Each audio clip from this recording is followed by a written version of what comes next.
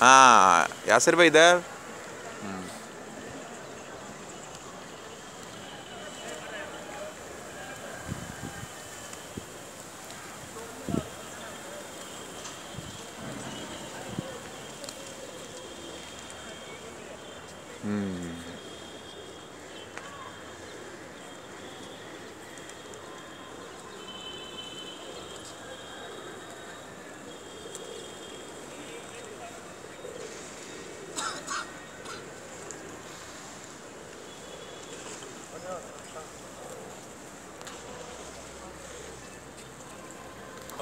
वैसा उड़ रही इससे पहले जैसा उड़े वैसा उड़ रहा है।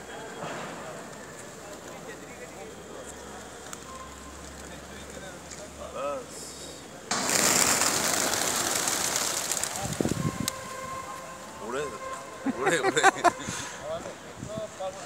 वो पहले बचपन में ऐसा खेल खेलते थे ना, चील उड़ी क्या, भैंस उड़ी क्या, वैसा पूछना कबूतर उड़े क्या, बोलो ना उड़े। उड़े बस बस बस बस।